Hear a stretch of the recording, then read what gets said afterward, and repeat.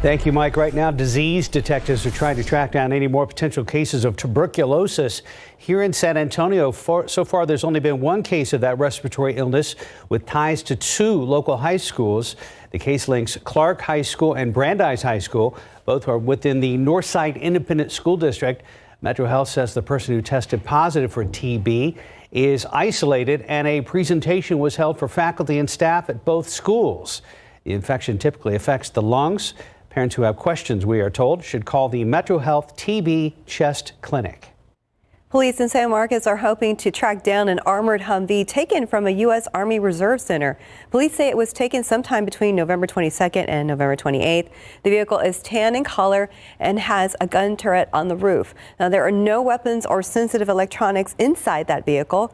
Anyone with any information is asked to contact Detective Raven with San Marcos Police. Now to the deepening mystery surrounding the murder of those 4 college students up in Idaho. As ABC's KSAT explains, police have released a new video they hope will provide new leads in the case.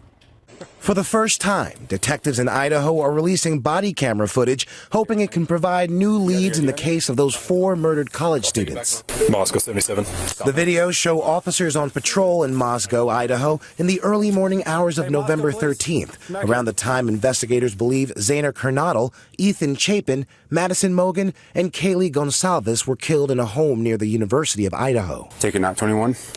Yeah.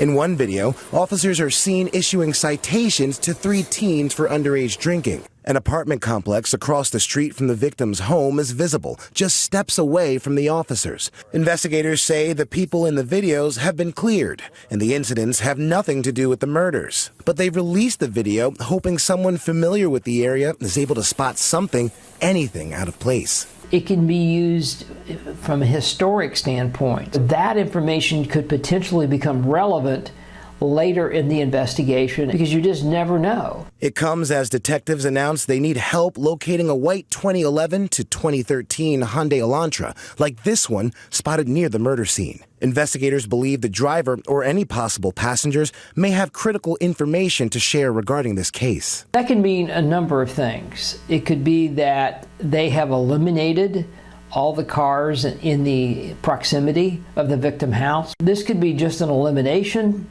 It could be a witness, or it could be a suspect. Investigators do not have the car's license plate number, and no suspects have been named. KSAT, ABC News, New York. The Biden administration wants more Americans to get their COVID-19 booster shots. They are launching a 6-week campaign to encourage people to do so. The campaign will target seniors and communities that were hardest hit by the disease. So far, more than 35 million Americans have gotten their updated shots. That number is very low considering 267 million got their initial COVID-19 vaccine. Walmart is not planning to permanently close the Virginia store where a mass shooting took place last month. 6 employees were killed at the Chesapeake location. The gunman, who was a manager at the store, also died of a self-inflicted gunshot wound. A Walmart spokesperson says the store is being cleared out for a remodel, but it should reopen once that's complete. Iran has executed a prisoner convicted for a crime committed during the country's ongoing nationwide protests. It's the first such death penalty carried out by Tehran. The execution comes as other detainees also face possible death penalty for their involvement in protests.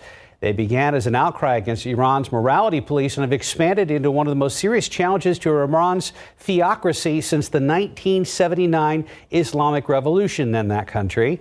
Activists warn that others could be put to death as well, since at least a dozen people so far have received death sentences over their involvement in those demonstrations.